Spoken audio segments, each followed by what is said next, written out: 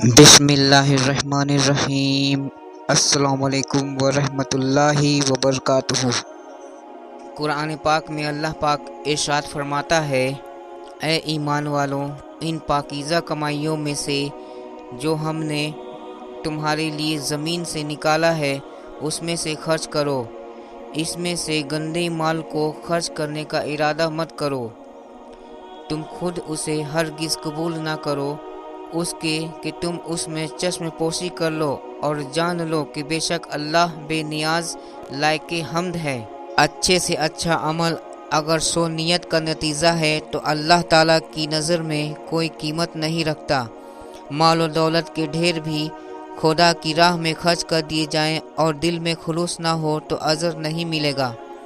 ان آیات میں یہ بتایا گیا ہے کہ اگر دل میں وسعت نہ ہو اور فراخ دلی سے خدا کی راہ میں خرچ نہ کر سکو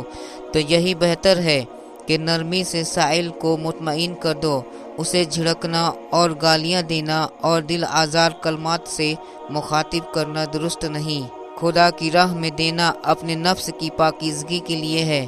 خدا کو تمہارے صدقات کی ضرورت نہیں، اس لیے جب کبھی بھی دو تو یہ دیکھ لو کہ تمہارے دل کی اصلاح کس حد تک اس سے وابستہ ہے۔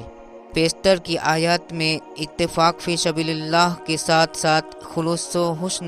نیت کی بزور تاکید کی ہے، اور فرمایا کہ احسان جتلا کر اپنے اعمال کو ضائع نہ کرو۔ خدا کی راہ میں پاکیزہ چیزیں دو، گری پڑی اشیاء کا تصدق کسی طرح موضوع نہیں، اس لیے کہ جب تک اللہ کی راہ میں دینے سے دل کو تکلیف نہ محسوس ہو، نفس اور ضمیر میں ایک زنگ برپا نہ ہو، نفس کی اصلاح نہیں ہو سکتی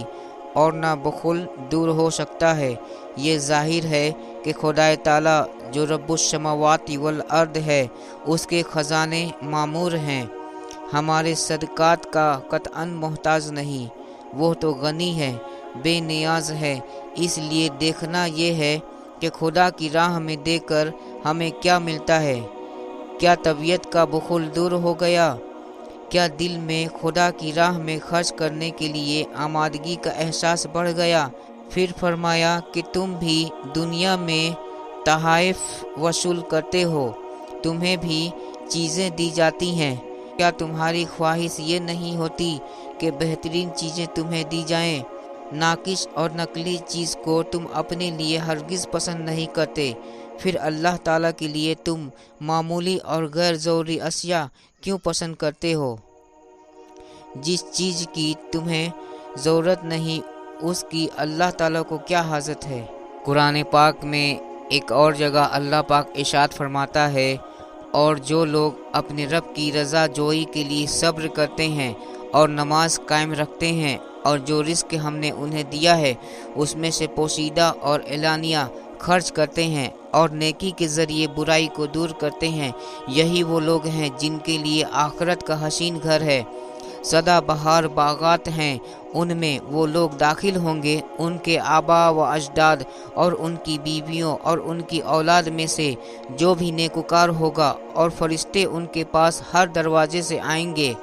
اور انہیں مبارکباد دیں گے، تم پر سلامتی ہو تمہارے صبر کرنے کے صلے میں، پس آخرت کا گھر کیا خوب گھر ہے۔ ایک جگہ اللہ پاک ارشاد فرماتا ہے،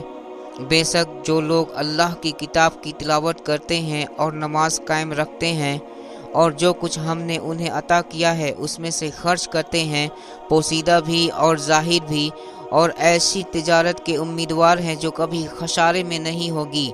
تاکہ اللہ ان کا اجر انہیں پورا عطا فرمائے اور اپنے فضل سے انہیں مزید نوازے، بے شک اللہ بڑا بخشنے والا ہے، بڑا ہی شکر قبول کرنے والا ہے۔ اور تم جو مال بھی خرچ کرو وہ تمہارے اپنے فائدے میں ہے،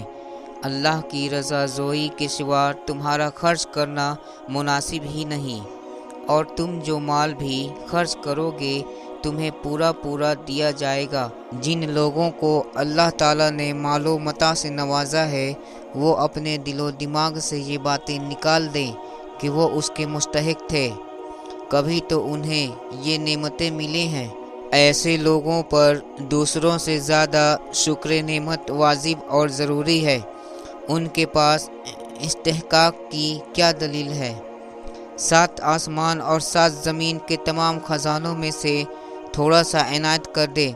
اس لیے صاحب حیثیت اور صاحب ثروت لوگوں کو یہ بات یاد رکھنی چاہیے کہ ان کے لیے سب سے زیادہ شکر نعمت یہ ہے کہ وہ اپنے رب کا دیا ہوا مال جو چند روز عارضی طور پر ان کے استعمال میں ہے، اسے زیادہ سے زیادہ راہ خدا میں خرچ کرنے کا یہ موقع ہاتھ سے نہ نکل جائے۔ جب خالی ہاتھ دنیا سے روانگی ہوگی تب اس مال کی بڑی قدر کریں گے اور حسرت کریں گے کہ کاش راہ خدا میں کچھ مال خرچ کر آتے۔